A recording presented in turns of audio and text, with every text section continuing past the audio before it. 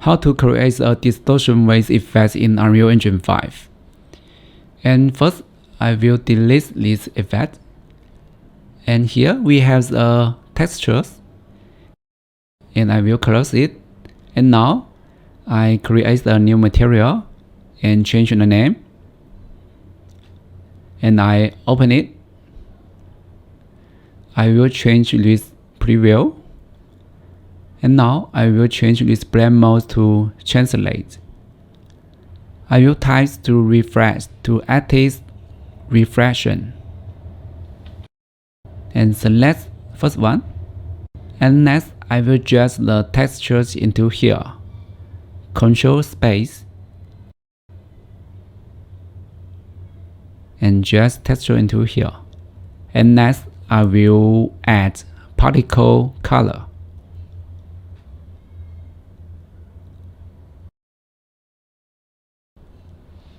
Hold down M and left click to create multiply.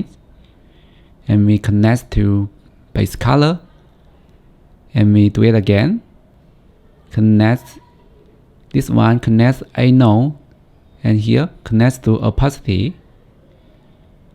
And next I will add fractional. I will connect here to this one and connect to reflection. Yeah, we have the material now.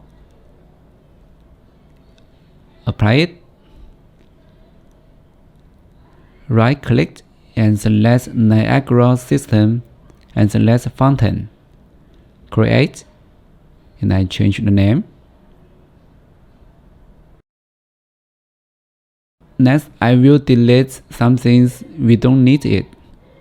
I will delete this shape, velocity, gravity, and draft. And now I will add scale, sprites, this one. And next I will change it to GPU. And here, change to face. This values too is okay. And I will change this spoon raise to. And next, I will change this one to direct set. And here, I will change to uniform. And change this value. Yeah. We have the simple effect now. And the next, I will select render.